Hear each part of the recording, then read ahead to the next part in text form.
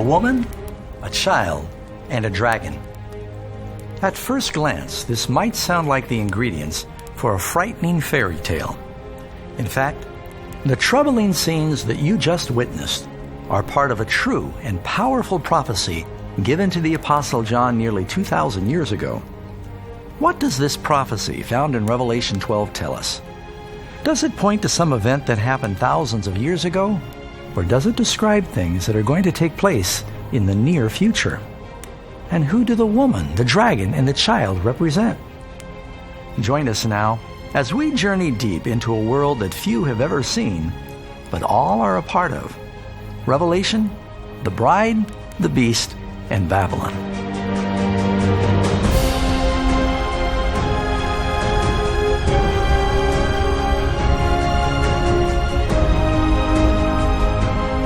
In the last book of the Bible, Revelation, the Apostle John was shown a vision of a great struggle between good and evil, a prophecy of a battle that has been raging behind the scenes since the dawn of time.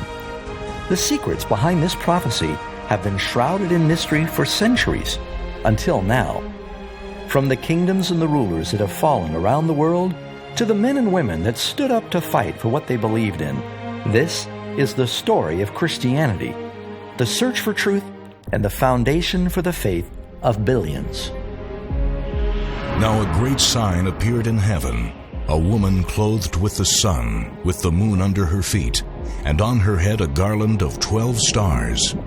Then, being with child, she cried out in labor and in pain to give birth. And the dragon stood before the woman who was ready to give birth, to devour her child as soon as it was born.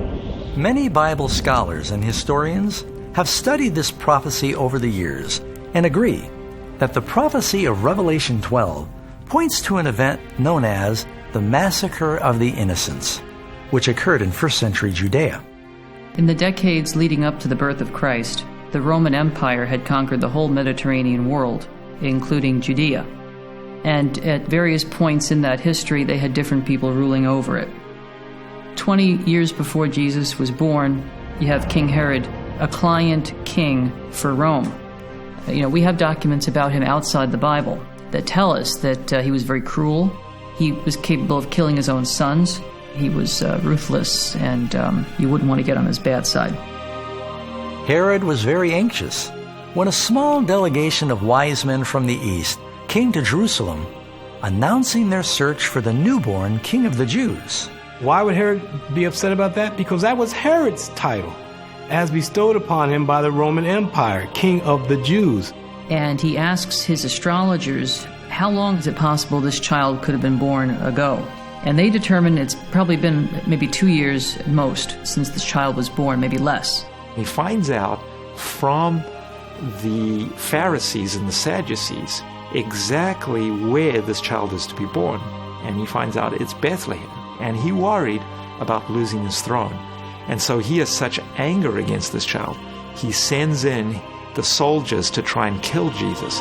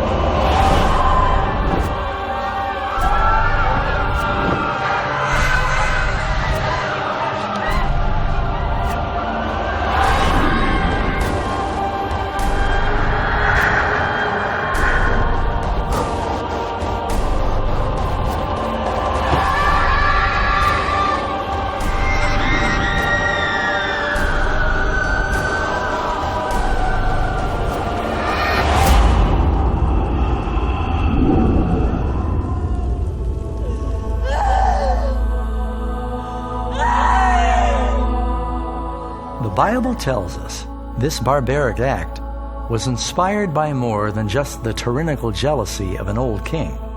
Many Bible scholars believe that it's part of a much bigger struggle that has spanned the ages and is still happening today. To uncover the secrets of this prophecy, we're going to first need to identify the main characters: the woman, the child, and the dragon. He says, "Then I saw another sign, a woman clothed with the sun, with the moon under her feet, and on her head a crown of 12 stars." Let's take a closer look at the woman. We know that she's a symbol of someone or something. Does the Bible tell us what this woman represents?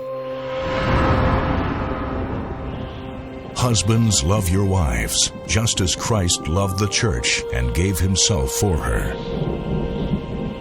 We gather from this that the church is the bride of Christ. Not only is she the bride of Christ, but in a certain sense, since no man hates his own flesh, the church is Jesus' body. Very clearly, a woman in Scripture represents the church. You have a woman as representative of God's people. We see this in the Old Testament, we see it in the New Testament. Jesus comes from the people of Israel, and then the church grows up as something that Jesus develops. Most importantly, this woman is about to give birth to a special male child. Who is the child? We have a couple of indications. One, he rules with a rod of iron over the nations. That's a reference to the Old Testament, where clearly God is the one ruling over the nations with a rod of iron. And then he says he's caught up into heaven. And who is caught up into heaven? Jesus Christ, right? He's going to be King of Kings and Lord of Lords. So these two indications pretty definitively tell us that this is Jesus. Now let's consider the arch-villain in this important prophecy, the dragon. And another sign appeared in heaven. Behold, a great fiery red dragon. You know, I wish I could just give you a fanciful theory here, but the Bible tells us who the dragon is. The dragon is the devil. Both in the Old Testament and the New Testament, who tries to destroy it. That is Satan, the angel, the devil. And so he attacks as soon as Christ comes upon the face of the earth. The attack is there. So the great dragon was cast out, that serpent of old, called the devil and Satan, who deceives the whole world. He was cast to the earth, and his angels were cast out with him. What we see here in the first part of Revelation 12 is a symbolic portrayal of the age-old conflict between Christ and Satan. And we find this description going all the way back to the Garden of Eden, where you have a snake with wings. Well, what's a snake with wings? It's a form of a dragon. And we have this serpent, this dragon, coming all the way down through Scriptures. All through the life and ministry of Christ, Satan tried to disrupt Jesus' plans to provide salvation for humanity. But he was wounded for our transgressions. He was bruised for our iniquities. The chastisement for our peace was upon him, and by his stripes we are healed. At various points, they kicked him out of synagogues and wanted to push him off a cliff. They tried to silence him. They tortured him to death publicly. But Satan's scheme to derail the plan of salvation was utterly shattered when Jesus rose from the dead. And her child was caught up to God and his throne. With the Son of God now physically beyond his reach, the devil directed all of his fury at the followers of Jesus, the new Christians. He did much of this through the cruel power of imperial Rome. Now when the dragon saw that he had been cast to the earth, he persecuted the woman who gave birth to the male child. Christianity was a struggling, small, persecuted minority that didn't have official status in the Roman Empire, and there were a series of persecutions, some of which were quite severe. One of the roles of religion in the Roman Empire was to ensure the well-being of the state. The idea was if the gods were worshipped properly, then they would favor the empire, and if they were worshipped improperly, then they would, bad things would happen to the empire as a result of divine wrath. They do not want to sacrifice to the gods, and the gods at that point include the emperor. So it's easy to consider these people religious scapegoats. Basically, if something's going wrong, probably it's because there are Christians around who are refusing to give the gods their proper due. Well, of course, you have to punish them. and punishment meant, most of the time death. What people thought was that Christians gathered together also seemed to make love with their brothers and sisters.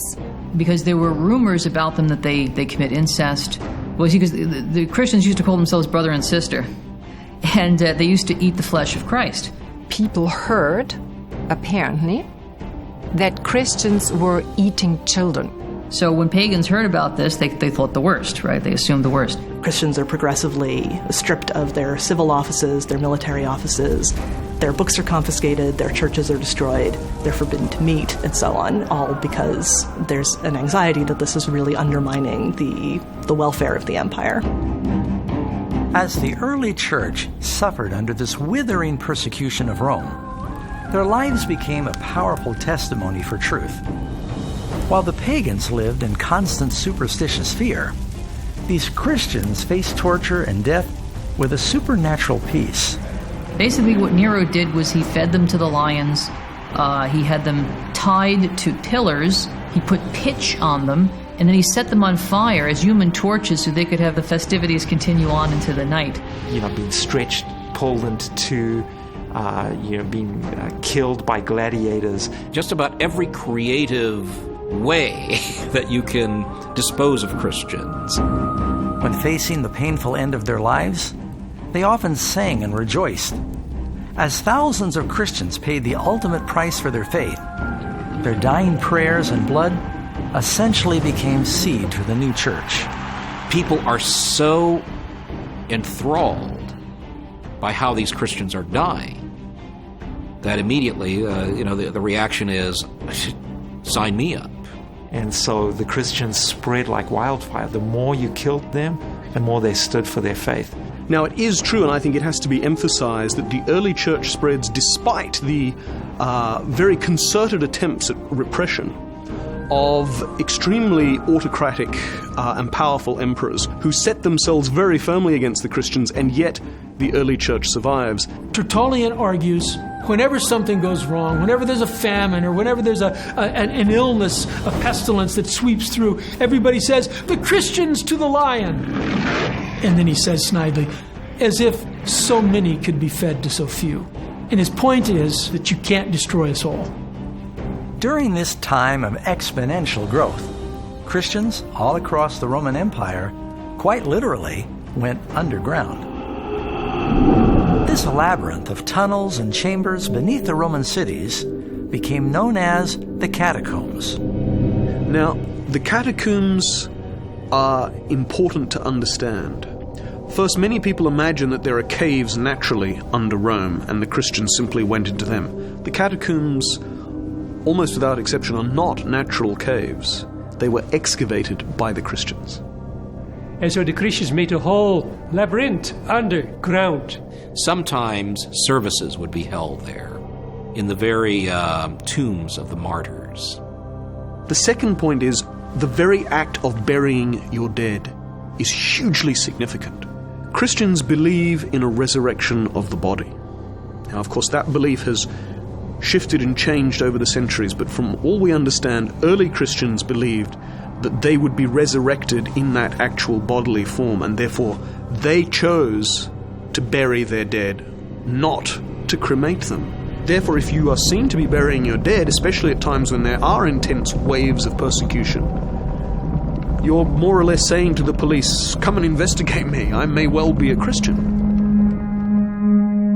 In AD 306, a new Roman emperor came into power, and things began to rapidly change. Constantine the Great was a capable military leader and a shrewd politician. So Constantine had to fight a series of civil wars in order to achieve his political aim of becoming emperor. And that's his own personal and political aim. It's got nothing to do with Christianity. He goes down from Gaul, modern-day France, where his power base was, to confront his rival Maxentius in Italy. Constantine moves down from the north. And you think of Italy, there's this long stretch. And he wins one battle after another. As he was marching with his army, he had a dream one night where God came to him and told him, you will become a Christian and put this sign on your shield, and you will conquer. Shortly after that, he actually had a vision, which history tells us was seen by his army as well as by Constantine himself.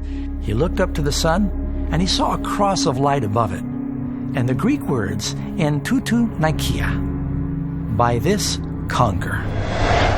The story that he had had this dream does appear at a relatively early stage. It's described by Eusebius. There are different sources, there are different versions, but it does seem that Constantine does say, I've had this divine encounter, and an angel has told me that in the sign of the cross I will conquer.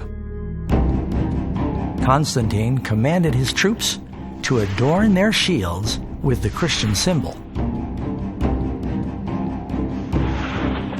His opponent then moves out of the city to face the oncoming Constantine with his army, which has now been trained quite a bit because they've already won several victories on the way down, from the north, from Milan down.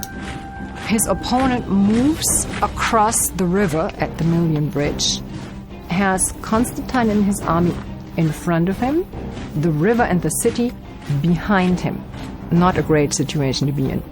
So if you do not beat the oncoming army, you have nowhere to retreat. So he loses.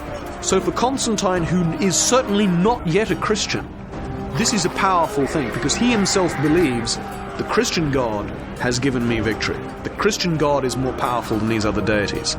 I mean, it is clear that Constantine made the symbol of Christianity part of the imperial standards and that he fought under that symbol and he won. And so being a good Roman emperor, he would then think, yeah, I got the sign. I'm on the right path. So if you're a pagan, or just somebody who's confused about religion, you've had here this clash of deities. And who's emerged on top? The Christian God. You can draw your own conclusions. Gradually, the national sentiment against Christianity began reversing. During Constantine's reign, Christians went from being a persecuted sect to openly holding positions of influence in the courts and palaces of kings and governors. So a large part of the elites used to running the show automatically then become also the local bishops, etc. Become Christian. It wasn't such a big leap because most of them anyway believed in one supreme divine being which had different representations. If you want to advance in the army or in the imperial civil service, there's every incentive to become a Christian because all the people at the top are Christians. So, if you want to advance in the hierarchy, whether it's military, civil service, or just at court, people become Christians. It becomes very attractive because Constantine's Edict of Toleration makes it so. Constantine can rightfully claim the title of great, for he turned the history of the world into a new course and made Christianity, which until then had suffered bloody persecution, the religion of the state. And so, as people from around the Roman Empire entered the Christian church, they brought with them many of their former pagan beliefs and practices. Now that Christianity has been given the status as a full legal religion, then it becomes attractive subsequently in the next generations for a broad number of members of this upper elite. Now the percentage of Christians in this top 10, 15, 25% increases, and it increases dramatically in the top 1-2%. That's the real change. That is when Christianity really becomes the Christianity that it is today. Because now the people who've been running the show, they are now Christian. Over time, church leaders began to embrace the regal robes and flamboyant ceremony that was part of the pagan religions. And in place of the simple commands of God, they began to teach superstitions and man-made traditions. Now, instead of the Christian church converting the heathen world, the pagans were converting the church. There's a train coming out of the first century represented by the documents we have in the New Testament that demonstrate kind of the shape of the church there, going into this long dark tunnel of the 2nd through 4th centuries, and then coming out in the 4th century of this long dark tunnel. And the train of the church that comes out is so different than the train of the church that goes in. You say, what happened? In AD 391, by the order of Emperor Theodosius I, Christianity became the official state religion of Rome. Worship at pagan temples was outlawed, and all other religious practices ceased. You're trying to Christianize an empire. You're trying to Christianize a pagan culture. The old basilicas were basically pagan temples. Put a cross over it. Put in paintings of biblical scenes, biblical heroes and saints and martyrs. Christians are very purposeful and intentional about taking over pagan temples, and there's a notable church leader who actually writes this in a treatise that survives. He writes a rebuttal of pagan attacks on Christianity. And part of his evidence is he says, your very own places of worship are now Christian places of worship. We have taken them over, we have cleansed out the idolatry, we have sanctified them, and we have made them places where the one true God is worshipped. What clearer evidence could you wish that your whole system of belief is false? Where are your gods if they're allowing this to happen?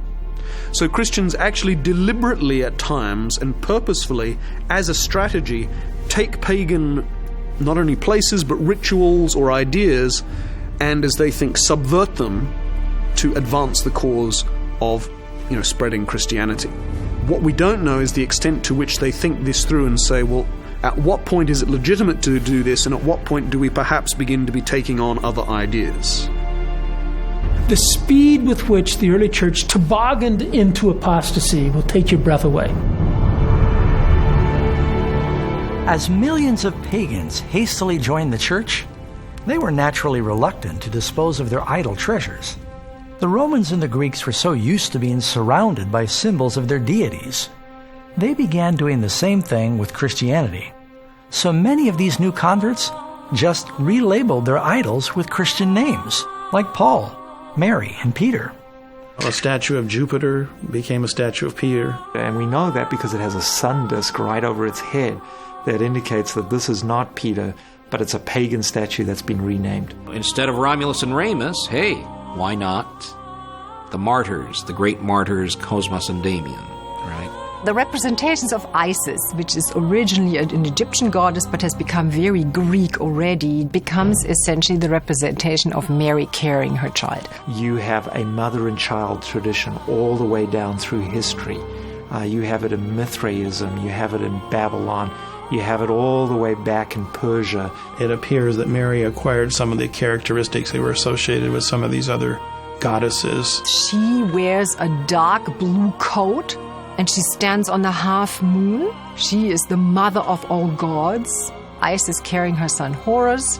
That is the image that gets a new name, and now the name is Mary carrying the child Jesus. Or a depiction of the god Hermes is shown as Christ the Good Shepherd. Asclepius is the iconographic model for a lot of the depictions of Jesus, yes.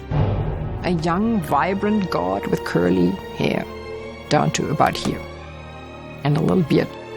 Soon the statues of the saints and even Jesus began adorning the churches. Even though God clearly forbids this practice in the Ten Commandments, people continued to revere and to pray to these relabeled idols. Thou shalt not make unto thee any graven image, or any likeness of anything that is in heaven above, or that is in the earth beneath, or that is in the water under the earth. Thou shalt not bow down thyself to them, nor serve them. Related to the last point is the veneration of Mary, the mother of Jesus. While it is true, Mary was a faithful woman and greatly honored to be his mother, the scriptures teach nowhere that she's to be deified or worshipped. Mary had always been important in ancient Christian history, but over the Middle Ages she becomes elevated almost to looking at it detachedly, almost to the rank of a semi-deity. The Virgin Mary was believed to be the one who would speak up for guilty human beings to her supremely virtuous and judgmental and rather censorious son. It's a very strange image, but that's how the religious art of the period shows it. The Bible does not venerate Mary as a special saint. It lifts her up as a pure, wonderful woman used by God to give birth to the Messiah. Yet, at the Council of Nicaea in 325, the Church elevated Mary to the stature of a goddess and co-mediator with Christ. Even as early as the late 4th century, churches were being dedicated to the Virgin Mary. But sadly, these were not the only errors that slipped in during this time. During the Apostolic Age, baptism was a sacred ceremony reserved only for those old enough to make a rational decision for Christ. It was a public testimony of accepting Christ and His forgiveness. Baptism literally represents being dead and buried to our old life and being resurrected or born again to a new life in Christ. It comes to be, in the course of the centuries, seen more as a rite of initiation into Christianity. And it begins happening at earlier stages of life, when you're sort of in late childhood or early adolescence, and deemed ready to make that commitment to your faith. The baptism ceremony was also performed in a lake or a river where a person could be fully submerged, signifying they were fully washed from their sins. The practice of baptism was gradually altered by the Church. Hundreds of years after Christ, sprinkling and pouring was introduced as a more convenient mode of baptism. This actually undermined the powerful symbolism of the service, and it contradicts the example of Jesus, who was baptized by immersion. And that continues to be the case up until about the 12th century, actually, because the 12th century is a time when theologians are really re-examining Christian doctrine, and they come to conclude that original sin, the sin that all of humanity has as a result of the fall in the Garden of Eden, exists in the soul from the moment of birth. There was this unbiblical concept that a child could sin right away, and so therefore if he sinned, he was in danger of going to hell and burning forever in hell. So the only way to take care of him was to baptize him. And he had to be baptized into the church. If you weren't a member of the church, it was tickets for you. So theologians say, you know what, we need to start baptizing babies immediately, as soon as possible after they're born, so that in case they die, and of course this is a period when infant mortality is high and a lot of babies do die, they can get into heaven. Another Christian truth that was altered by pagan influence was the Lord's Supper. Jesus instituted the communion service, also known by some as the Eucharist, to be a beautiful yet simple ceremony where His followers would drink unfermented wine and eat unleavened bread. These symbols of Jesus' sinless body and blood are designed to help believers remember the sacrifice and the teachings of Christ. By far the most important rite for late medieval Christians was the Eucharist or communion, or as they most commonly called it, the Mass. Men and women all come together and take the sacrament. They celebrate what we would call communion, taking the body and blood of Jesus Christ. But again, under the influence of heathen rituals, the Holy Communion service was gradually changed by church leaders into a mystical ceremony. In this new ritual, fermented wine was used, and the priest, allegedly, had the power to transform the bread and the wine into the actual body and blood of Christ. This is transubstantiation, the notion that a priest transforms the Eucharist into the body and blood of Christ through the pronunciation and the formula hoc est enum corpus meum, this is my body. They were powerful words believed to have the property that when they were uttered, God transformed the nature of the bread and the wine into the body and blood of the risen Jesus Christ. Even to the point where later on they say, we are creating God by speaking the words of mystagogy. Essentially, what happened on the altar was that bread became body, wine became blood, but they just still looked like bread and wine. This offering of the sacrifice in the Eucharist, this sacrifice of praise, this communal meal, now becomes not a remembrance of the sacrifice, but a sacrifice in of itself, and is giving salvation. They believed and they taught that in the Mass, Jesus Christ, in the person of the priest, sacrifices Christ to God the Father, and thereby wins good, wins a quantum of holiness, which the Church can then assign to the beneficiaries of that Mass. Because people believed that by celebrating a Mass you were doing something good which was offered up to God, there was a theological rationale for doing it lots and lots of times. By 1415 AD, at the Council of Constance, church leaders further decreed that only the priests could drink the wine and the laity would only receive the bread. Yet the Bible clearly says that when Jesus established the communion service, they all drank from it. About 300 years after Christ, the church began to deviate from another of the 10 commandments, specifically the fourth commandment that requires believers to remember the seventh day as the Sabbath. Remember the Sabbath day, to keep it holy. 6 days you shall labor and do all your work, but the seventh day is the Sabbath of the Lord your God. In the Roman Empire, Jews are an old religion, and old religions are respected. When the Jews kept fighting against Rome, what had been kind of an umbrella of safety under Judaism becomes a lightning rod to Christianity. The Christians become alienated from the Jews. Jews persecuted them, and so they're trying to distance themselves from the Jews. Church leaders began to devalue the seventh-day Sabbath of the 10 Commandments in preference for the more popular Roman Sunday. Some Christians mistakenly thought that you should fast on the Sabbath, but you could feast on Sunday. That's what the pagans did. They feasted on Sunday, fasted on Saturday. Not a Jewish concept. The Jews fasted Friday and feasted Sabbath. But that's how some Christians thought of it. So if you're fasting on one day and you're feasting on the next, you can guess which day becomes the more popular day. And Christ is resurrected on a Sunday, and there's a very natural tendency, therefore, to mark that and celebrate that. There's a third reason, and that is the influence of sun worship that creeps into the church. And when sun worship begins to creep into the church, Constantine can make use of that to lead to the exaltation of Sunday, the day of the sun, as being the day that people should worship on. This gradual departure from God's law over the centuries has become so widely accepted that most are shocked to learn that Sunday keeping has no foundation in the Bible. In AD 313, Constantine published the Edict of Milan, establishing Sunday as a day of rest. The emperor's Sunday law had nothing to do with Christianity. It was actually to honor the main Greco-Roman sun god called Helios, or Apollo.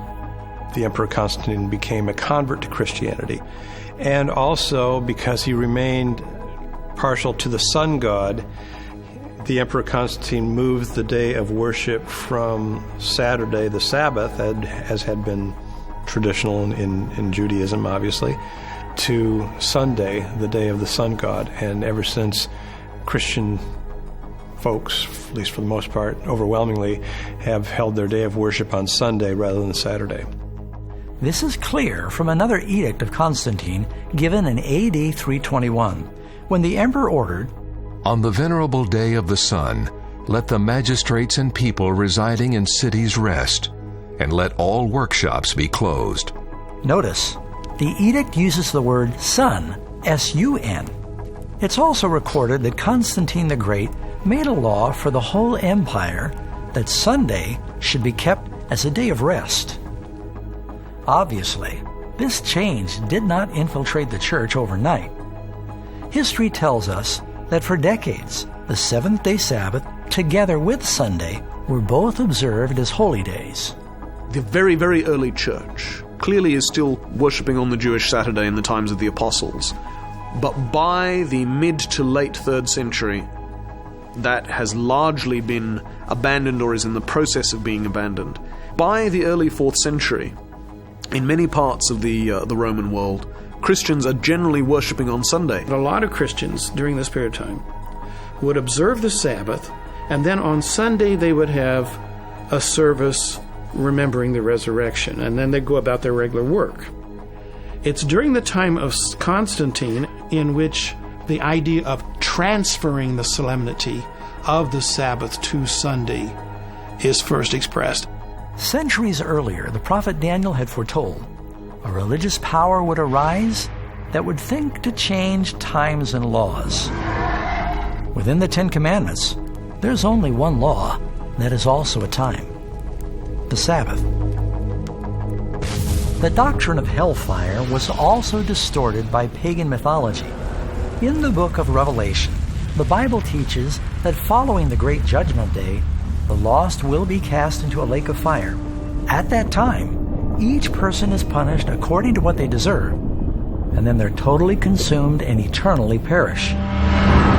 And do not fear those who kill the body, but cannot kill the soul, but rather fear him who is able to destroy both soul and body in hell. For the living know that they will die, but the dead know nothing. The priests began to teach that hell was a place of eternal torment, ruled by the devil, and it began at the moment of death. The fallen church was able to use this frightful concept of never-ending torture to terrorize and manipulate both the king and the commoner. Most tragic of all, this false teaching portrays Jesus as some sort of sadistic fiend. It's encouraged some atheists and agnostics to challenge Christianity and Christianity's idea of a loving God if he does something that is worse than even what Hitler did. No matter what somebody has done, is billions of years of torture fitting the crime? So there have been people who have hated God and have learned to hate God because of this. Another pagan concept that infiltrated Christian thinking was regarding the afterlife. Purgatory is the idea that teaches that at death, some people will enter a temporary hellfire where they're purified for heaven. Purgatory is a halfway house, halfway kind of between heaven and hell. And the thing with purgatory is you can escape from it. As the Mass says, consigned to flames of woe. It's filled with vermin. It's filled with sulfuric smells. It may be quite a bit better than hell, but it's no picnic either. The church develops gradually, and again it grows on the church by slow degrees. The idea that anyone who dies with their works of satisfaction incomplete will probably have to pay them off in some place of post-mortem suffering. They are suffering in order to be purified, purged from their sins and offenses which they've committed in life. Medieval people believe almost everyone will be saved and redeemed who is a baptized member of the church. But almost everyone will also have to make satisfaction for the sins that they've committed and that they haven't confessed by spending some time in purgatory. So the real task then is to reduce the time in purgatory. Many people misunderstand purgatory and hell. There's an idea you can get out of hell. You can't. If you go to hell, that's it. There's no release. You're very, very wicked, and you're just doomed. But most people have a lot of bad things in us. So how can we be made good for heaven? We have to have it purged out of us, and thus you get the word purgatory. Therefore, most Christians believe that their relatives are suffering in purgatory. And purgatory is not a nice place. You're there for thousands of years. The idea of purgatory dates back centuries before Jesus' time. Writings from Plato, as early as 400 BC, helped shed light on where this concept of purification and punishment came from. However, purgatory didn't become regarded as an actual place until centuries later. Between 1160 and 1180 AD, theologians developed the doctrine of purgatory, leading to the formal acceptance of it at the Second Council of Lyon in 1274. The Church then offers to support the dead in purgatory by its prayers and by attributing to people the benefits of the sacraments, especially the communion. This is all perfectly orthodox. The Church believes that this is doing good, and lay people seem to be willing to put large amounts of money into it. And you have an extraordinary proliferation of institutions founded principally for priests to say masses for the souls of the departed. particularly in the 14th and 15th centuries. This doctrine was fabricated to manipulate the masses for financial gain. People were willing to pay huge amounts of money to release a loved one from the tortures of purgatory. Of course, believers could never really be sure when someone left purgatory, so the money kept flowing into the pockets of corrupt priests. The head of the church would have people going out to raise money and encourage people to give their money to the church, buy people out of purgatory, so they could fund these elaborate buildings. This belief in purgatory is also built on the dangerous concept that the works and the prayers of the living can somehow alter the destiny of the dead. Yet Jesus made it very clear there is no limbo or purgatory. After death, a person's next conscious thought was the resurrection and their eternal reward. Do not marvel at this, for the hour is coming in which all who are in the graves will hear his voice and come forth. Those who have done good to the resurrection of life, and those who have done evil to the resurrection of condemnation. Central in the gospel message is the teaching of how we obtain forgiveness. This was another major Bible truth that suffered during this age of compromise. It was taught that if a person wished to be forgiven, he or she must first confess their sins through a priest, through a rite called the sacrament of penance, more commonly known as confession. So in order to make up for our insufficient goodness and our actual wrong actions, we must all, lay people as well as clergy, we must all confess our sins at least once a year, and preferably more often than that, to a priest. This was a negative development on several counts. First of all, it's taught nowhere in the Bible. Secondly, it puts a mortal man in the place of Christ, and it made God seem detached from the average person. Of course, at the time, it also placed the priest in an awkward position to hear about all the wicked deeds of his parishioners.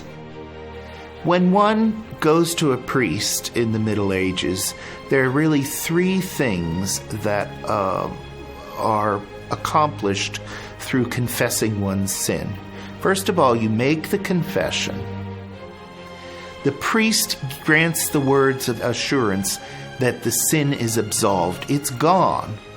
But a person, because they have violated the laws of the church and the teachings of Christ, has to perform a work of satisfaction in order to make up for the fact that they have sinned. The Bible teaches that mankind is helpless to save himself. This is why Jesus came to this world. The Scriptures teach that salvation depends entirely upon our trusting God for mercy and grace, that we don't deserve it. It's a magnificent gift that can never be earned by our efforts or good works. Even obedience comes through a gift of grace. The New Testament doctrine of salvation by faith is widely taught and understood today. But during the darkness of the Middle Ages, it was easier to convince the illiterate masses that they needed to perform good deeds in order to earn God's favor. The people were taught that if a sinner was to have any hope of appeasing God, he or she would need to pay huge sums of money, perform painful acts of penance, or make some weary pilgrimage. This would often include an assignment to recite certain prayers over and over as a requirement to obtain forgiveness. 40 Hail Marys and 10 Our Fathers and putting a coin in the collection box. In the heathen religions of the world, the idea of repetitive prayers or chants was nothing new. It was believed that you could appease or influence the gods by constant echoing of prayers or by using special magical words. Jesus clearly warned against this form of prayer. And when you pray, do not use vain repetitions as the heathen do, for they think that they will be heard for their many words.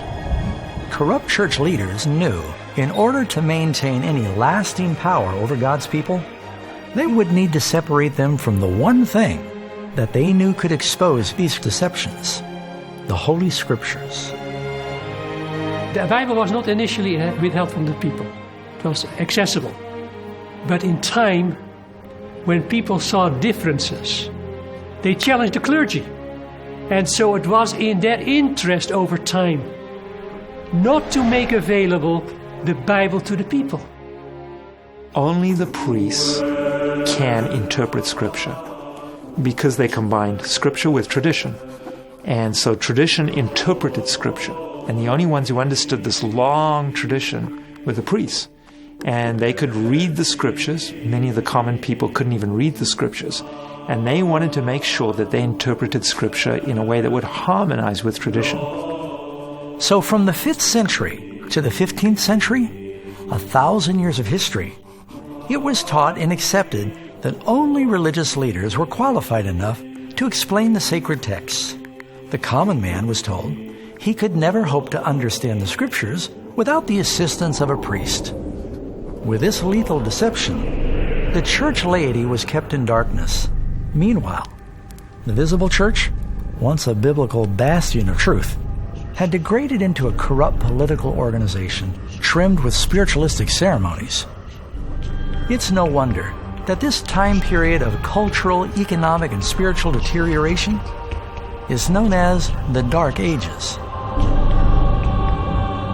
It's tragic how in just a few short centuries, the wonderful light that had been blazing from the luminous bride of Christ had been eclipsed by pagan traditions.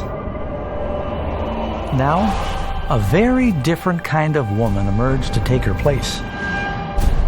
And I saw a woman sitting on a scarlet beast, which was full of names of blasphemy, having 7 heads and 10 horns.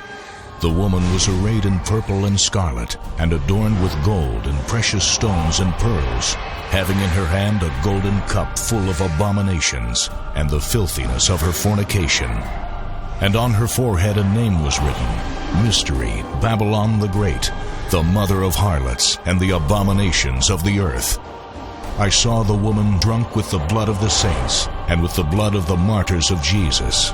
And when I saw her, I marveled with great amazement.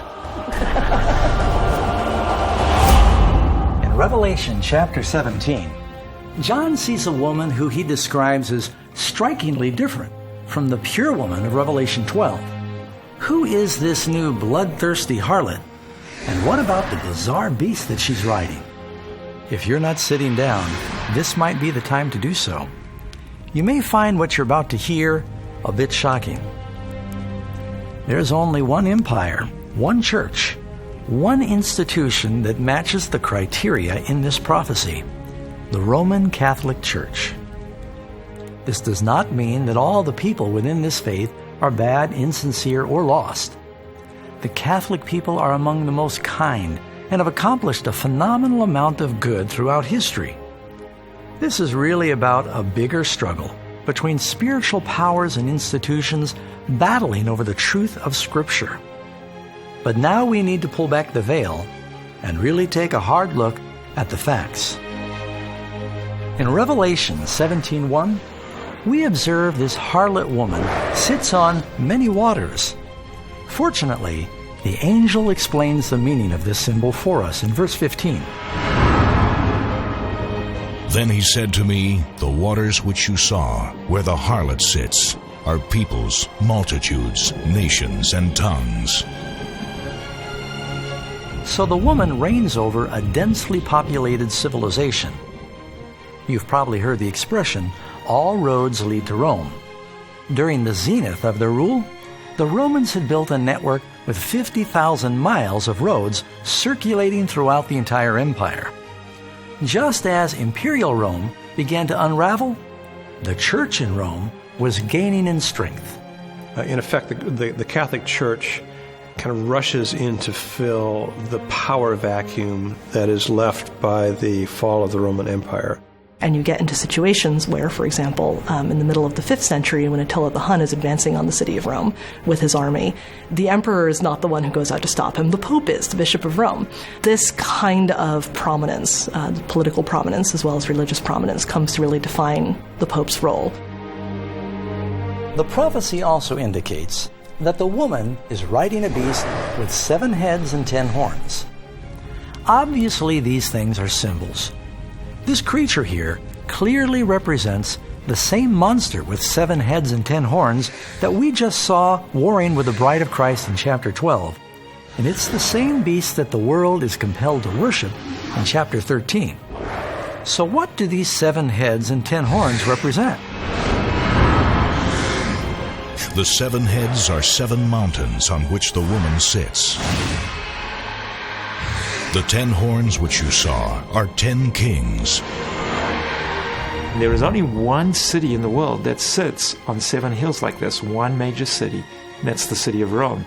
So there is no doubt in most expositors' minds that when John is talking about this woman, he is talking about Rome.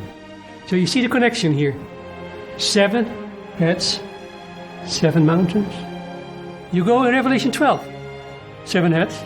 Revelation 13 deals with 7 heads. There is a continuity here. It is within the city of Rome, called the City of 7 Hills, that the entire area of Vatican State proper is now confined.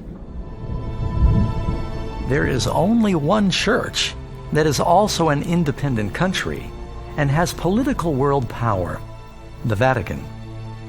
This country, with the world's smallest population, was established as an independent state with 109 acres within Rome. Behind the walls of Vatican City, there are less than 1,000 people living within this small country that is governed by the Pope, who has absolute executive, legislative, and judicial powers. Ambassadors from around the world meet with the Pope and his representatives, seeking the influence and guidance of this international religious power. Even the United Nations will assemble to be addressed by the Pope. When the Western Roman Empire fell, their territory fragmented into 10 primary divisions. The 10 horns represent the 10 kings or kingdoms into which Imperial Rome was eventually split. The 10 horns are a description of Rome, which breaks up into 10 smaller kingdoms. Throughout history, Catholicism has been dominating many kingdoms. So you have the church riding on a political power. See, because the woman rides the beast. And so for many centuries she was in control. You have a union of church and state. The names of blasphemy is another key element to this prophecy that points directly at the Roman Catholic Church. We hold upon this earth the place of God Almighty. This puts a mortal man in a position of God and is ultimately the very definition of blasphemy.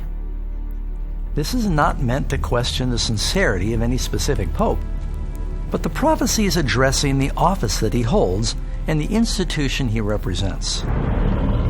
The woman is also clothed in unique colors. She has specific colors that are mentioned here, not the color of white anymore.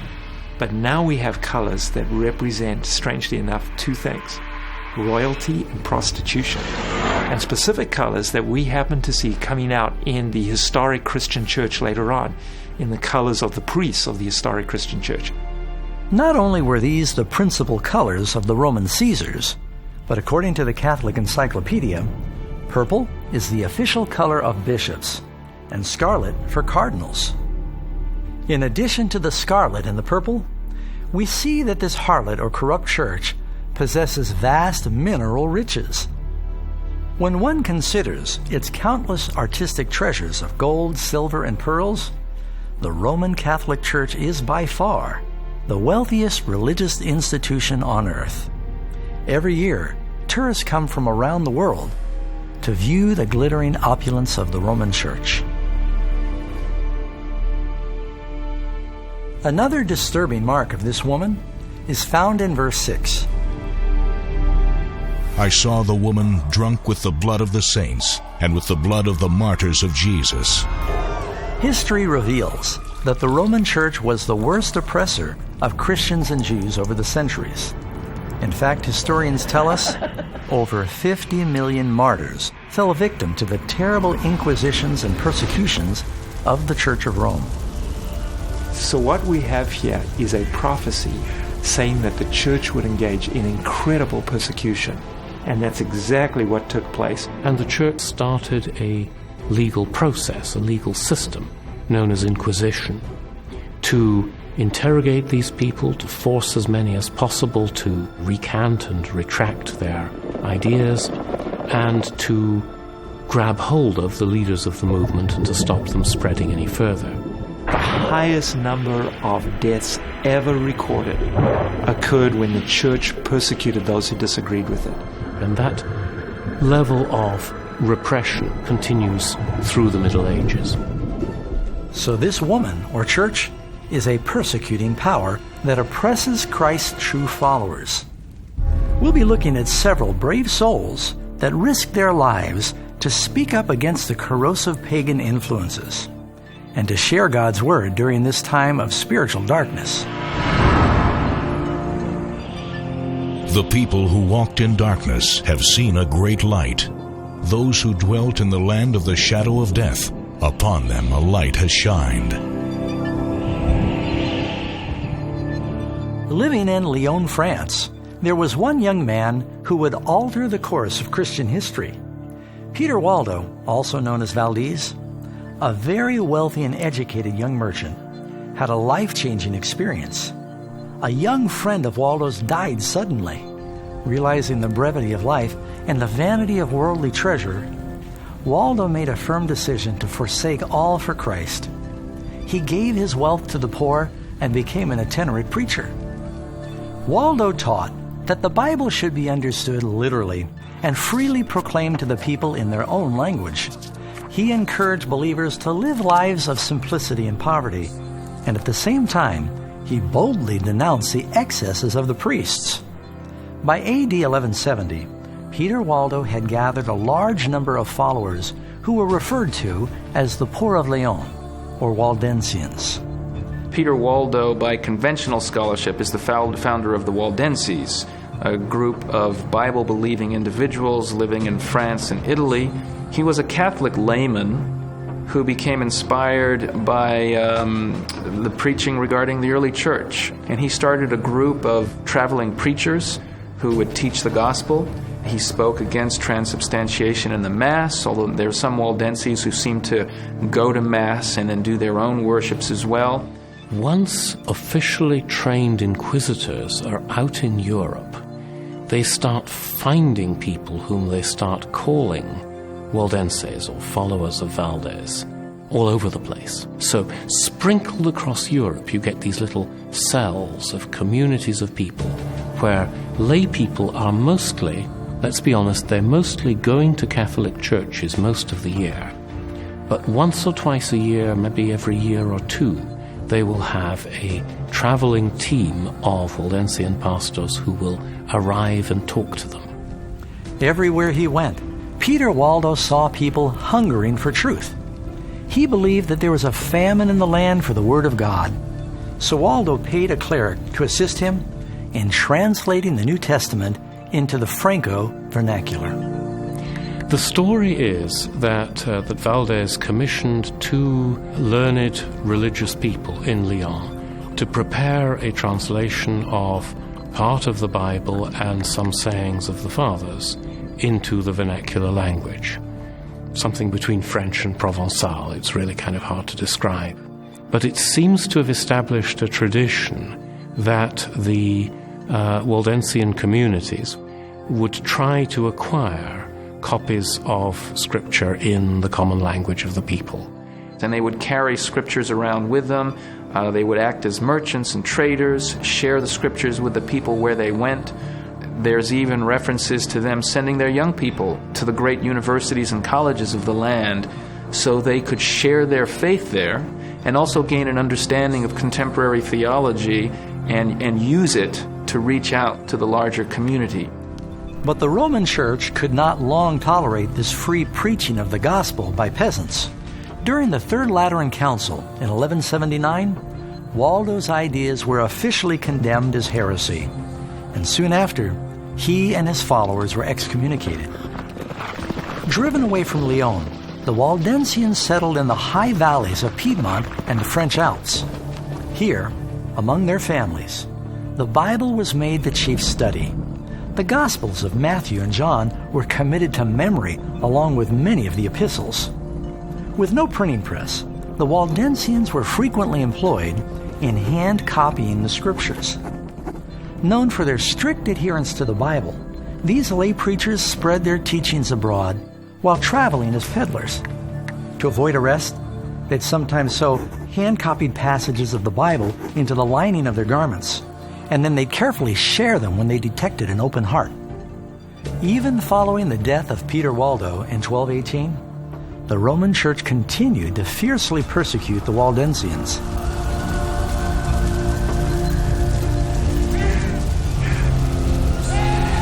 For centuries, many were tried and sentenced to death in various European countries.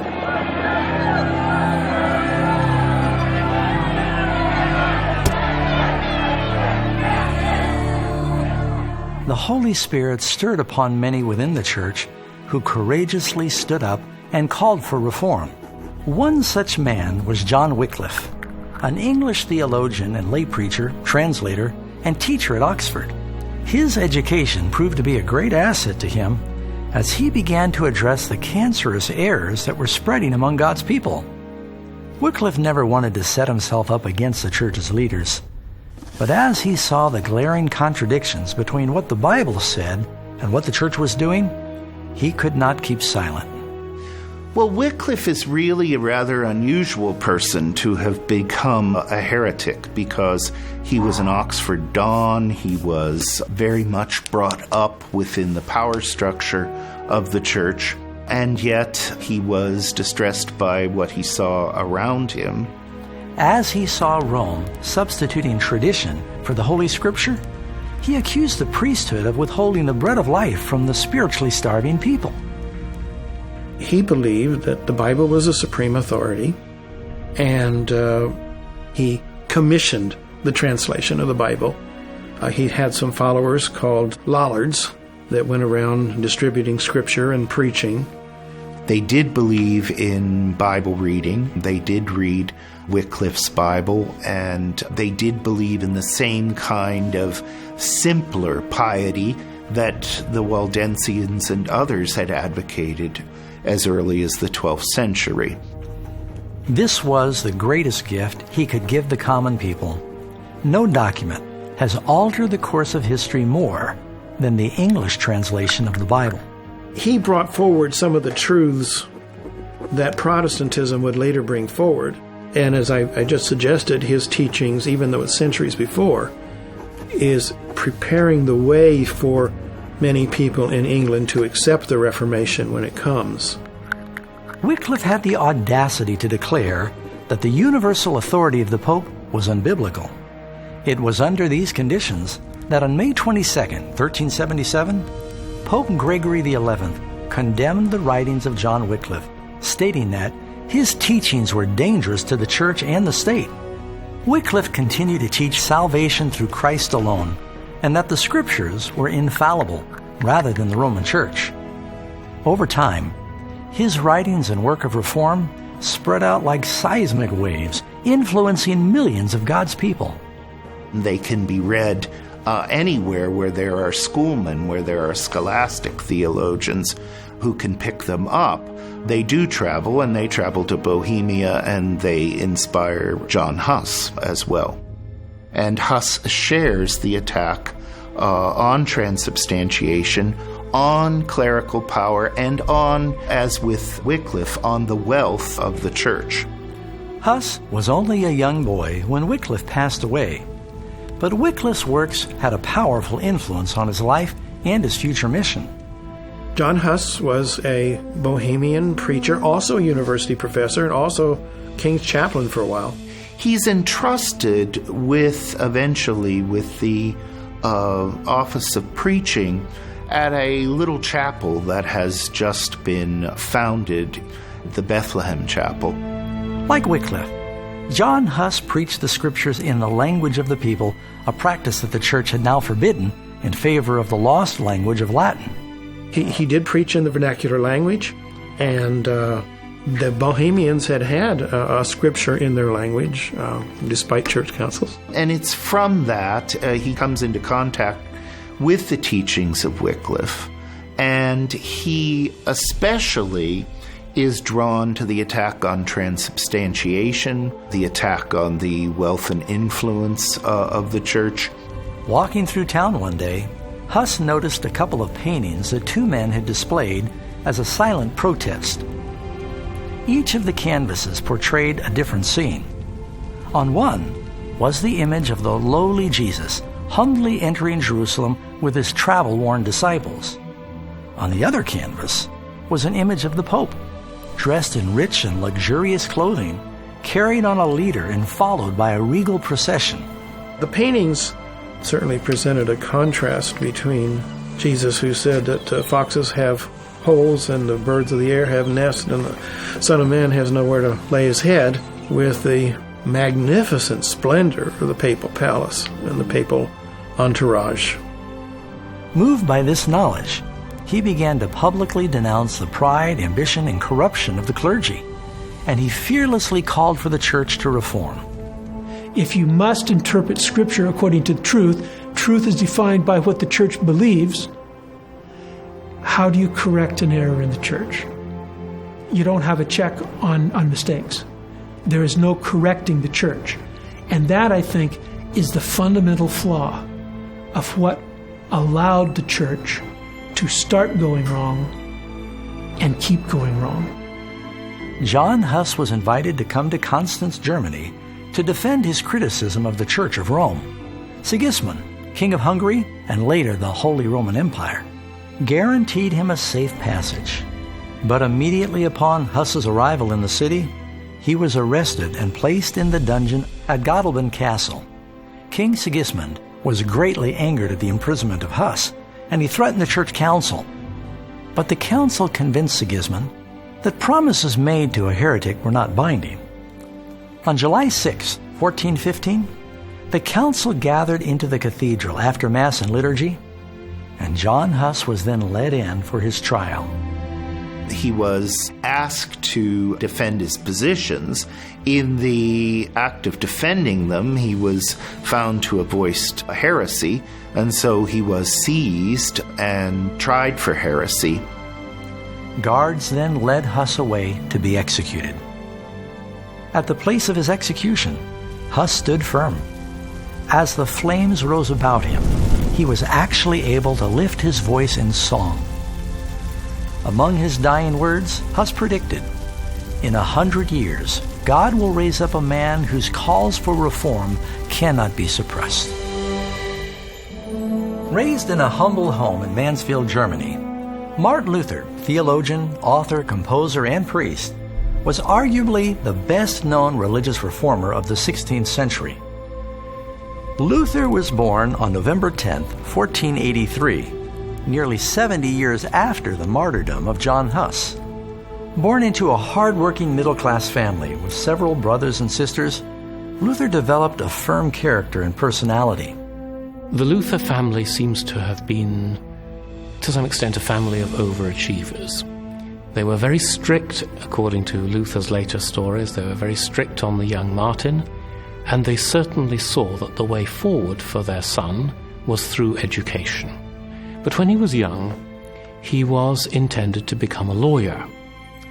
However, a dramatic experience forever altered the course of his life.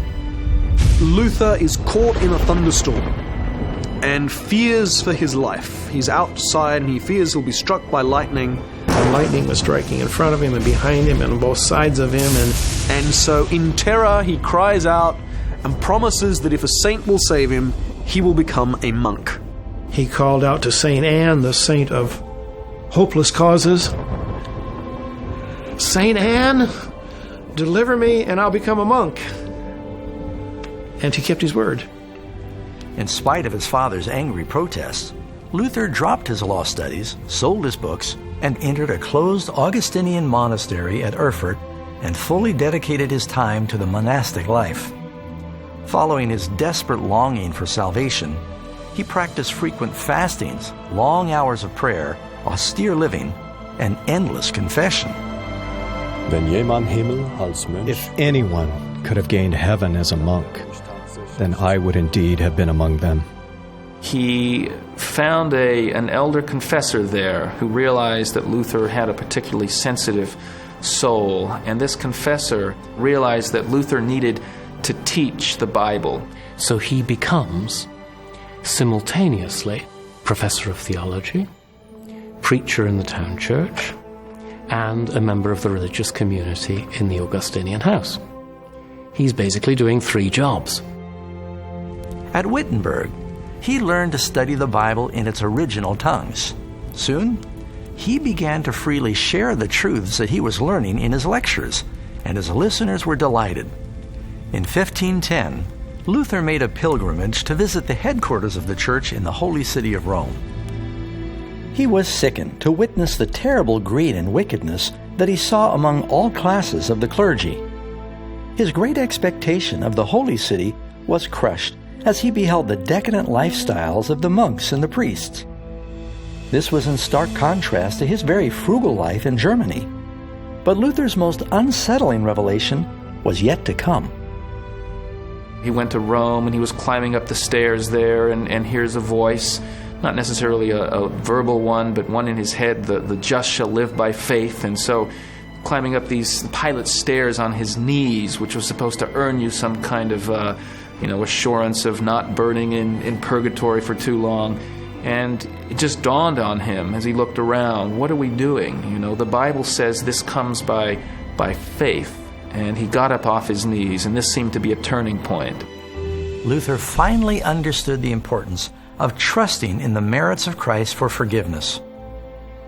After returning from Rome in 1512, Luther was awarded the Doctorate of Divinity at the University of Wittenberg, and he began to boldly preach to the people that Christians should not accept any doctrine unless it came from the Bible.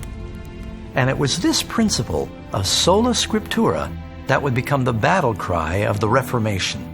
It's in a series of 3 treatises in 1520 that he presents the notion that now, since the tradition of the church has become so corrupted by human innovation, that the church should only follow the testimony of the Scriptures. This is the common thread in the story that describes the decline of the church. It's when people lost Scripture and the ability to read Scripture for themselves, and there was a barrier between them and Scripture and them and Christ. And then it began to recover when Martin Luther and his colleagues decided that Scripture really was the authority, sola scriptura, tota scriptura, prima scriptura, and they began to climb back out. About this same time, Rome was breaking ground for the construction of the magnificent new St. Peter's Basilica. The church sent John Tetzel, a Dominican friar, to Germany to sell indulgences in order to raise the funds necessary for the cathedral. The church believes not only that its services and offerings can help the dead, but also that the head of the church, in the West, the Pope, can, out of the superabundant saved up grace which is in the possession of the church can simply declare that someone's penalties owed after they died are just wiped out. That's what's called an indulgence. The full plenary indulgence absolved a person of all the sins that they had committed up to that time, and thus speeded you, according to church teaching, through a purgatory directly into heaven. By very late in the Middle Ages, the church has got into its head that it can say to people, if you are willing to make an offering to the church will give an indulgence in the manner of an offering for your departed family, friend, relative, loved one. And that loved one will escape the pains of purgatory, supposedly immediately. This became, by the 14th and 15th century, a very popular belief, and people clamored for indulgences. When Luther learned that his members were purchasing indulgences, he was outraged. As the people came to him to cash in their indulgences, he flatly refused to honor them. Luther declared that what they really needed to do was to sincerely repent and turn from their sins. This was the first issue that forced Luther into battle with his own beloved church. On October 31st, 1517, Luther nailed his famous protest to the doors of the All Saints Church in Wittenberg. What are the 95 theses that he famously nails to the door of Wittenberg Castle Church? It's an academic invitation to a debate. You write down 95 thesis statements, and you're basically saying, here are my proposals, and they're always more strongly worded than you may think, because it's a debating point. It's what's called a disputation. The 95 Theses is just a series of 95 propositions that he intends to spark a university debate on. And this is standard issue, late medieval academic practice. So Luther is engaging in a very narrowly academic exercise. It's like publishing a paper in a scholarly journal today. As a historian myself at times, you're not actually expecting very many people to read this. You're just going into a very narrow circle. And so he takes it and he nails it to the door of Wittenberg Castle Church, because that's the traditional place you post invitations for a disputation. So he's not expecting anything necessarily to come of this. And this got a lot of people's attention, including the popes. As far as Luther's concerned, he's not promoting something that the church would be hostile to. He believes he's promoting things that the church will welcome. And indeed, if you go back to the early church fathers, including Augustine, you can find many things in their writings that accord with Luther's ideas. So Luther doesn't feel, he actually expects people to sort of say, oh, great, thanks for pointing that out, which was perhaps a trifle naive, and perhaps that's what comes from him being an academic. But Luther he's not trying to set up another movement, just the opposite. But the reality, of course, is that the church does not welcome much of what Luther has to say. And a bull went out, a papal bull, meaning a kind of declaration, condemning Luther and his writings, and saying they should be consigned to the flames. The bull was delivered at Wittenberg, and instead of consigning the writings to the flames, Luther had a big gathering in Wittenberg and consigned the bull to the flames. And there was a burning of this papal bull. And this, of course, was a throwdown now, right? The challenge had been sent out, and the challenge had been responded to. And that's when Luther says, right, if you condemn me, I will condemn you, because he believes this is a matter of truth. And so if the church is condemning biblical truth, then the church must actually be Antichrist. And he calls it that. And of course, once you call somebody Antichrist, it's rather hard to reach consensus and compromise. So the German emperor organized a hearing, and all the important princes and priests were assembled for a historic meeting at a place called Worms. So there are representatives here of all the different princes, nobles, and free cities of the empire. And Luther goes believing he'll have a chance to debate. And the church knows that Luther's a brilliant debater, and they're not going to give him any chance. He was pulled up before the group. He was shown a pile of his books. He was asked 2 questions. Are these books yours? And will you recant? Will you withdraw the teachings you've made in them? And he didn't immediately reply. He said, well, yes, they are my books, but there's many things written there, and I need some time to think about it. He almost loses his nerve, but ultimately he doesn't. And the next day he comes in and he starts to play with words, and they say, are all these your works, and do you recant them? And he says, well, do you ask me to recant all my works? Because some of my works everyone in the church would agree with. I've written against certain evils that the church generally agrees are wrong. And he's trying to get into a debate, and the authorities aren't having any of this. And they say, no. You just have to say, are you going to retract these? Are you going to recant?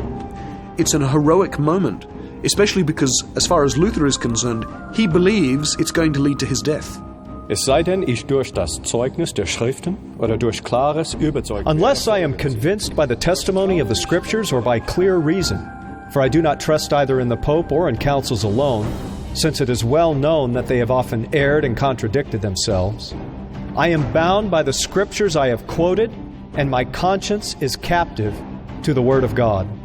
I cannot and will not recant anything, since it is neither safe nor right to go against conscience. Here I stand. I can do no other. May God help me. Amen. The council did not have much it could say in reply. Luther was declared an outlaw. His literature was banned, and his arrest ordered. The document said, "We want him to be apprehended and to be punished as a notorious heretic." Now, Luther had been given a safe conduct to the Diet of Worms, just as Huss had been given to the Council of Constance just over 100 years earlier. And there were those authorities who urged the Holy Roman Emperor Charles V to ignore the safe conduct, just as the Emperor Sigismund had with Huss's safe conduct. Charles V didn't want to be known as the second emperor that had reneged on a good faith conduct passage. And so, for whatever reason, this reason and maybe some others, he allowed Luther to leave town and start home. The thought was he would probably be killed by someone on the way because there was an open price on his head. Instead, of course, Luther is kidnapped by an armed group of men who are actually working for Frederick the Wise, who decides he needs to take Luther out of circulation for a little while. To Wartburg Castle, which the Elector Frederick knew about, but nobody knew what had happened to Luther. Many people thought that he was dead. For the next year, from this lonely exile, which Luther referred to as my Patmos, the former priest continued his work of prolific writing. He even managed to translate the New Testament from Greek into the German language. Now, about 72 years before Luther completed his New Testament translation, Gutenberg changed history with the invention of the printing press. With this wonderful new technology, the truth of God's Word began to spread like the leaves of autumn all through Europe. And so in the midst of this great Reformation, the Lord armed His people with the sword of His Word. Around this same time, several other powerful champions of truth rose up from within the Church of Rome. Among these brave men calling for a return to the Scriptures were Philip Melanchthon, William Tyndale, John Calvin, and John Knox, just to name a few. As the Reformers preached and the printing press clattered, the teeming masses studied the Word of God. Gradually, the light of truth began to dissolve the shackles of error and superstition that had bound the people for ages. Like a breath of fresh spring air, Europe experienced a religious renaissance. And you shall know the truth, and the truth shall make you free. The book of Revelation also foretells that in the final days, the dragon, Satan, will once again intensify his efforts to persecute the Church of God. They are identified as the ones who keep the commandments of God and have the testimony of Jesus. Revelation warns that in the last days, there will be a very convincing counterfeit of God's real church that compromises the truth of Scripture. Jesus warns it will nearly deceive the whole world. For false Christs and false prophets will rise and show signs and wonders to deceive, if possible, even the elect. Shortly after this final deception, Christ will return, and He will come for a church that has been purified from all the false traditions and paganism. It will be a church that requires a "Thus saith the Lord" for every doctrine that it holds. Jesus also said that when He returns, the world will be absorbed in selfishness, violence, and evil.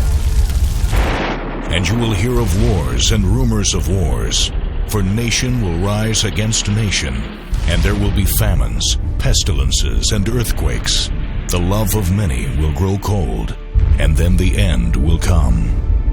This spiritual war has been raging down through the ages, and it's clear that this prophecy is fast fulfilling. As the battle intensifies, we're all faced with a choice. Choose for yourselves this day whom you will serve. Friends, we've just seen how the glorious light of God's church was overshadowed and distorted through the influence of mythology. We've also seen how early Christians were gradually enticed to adopt pagan rituals and traditions in place of biblical truth. But then God rose up faithful men and women to to resist the errors of an entire empire. History is now repeating itself. Soon, all will either join the bride of Christ or follow the beast of Babylon. Where will you stand? The Bible is clear. The evidence is irrefutable. The decision is ultimately yours.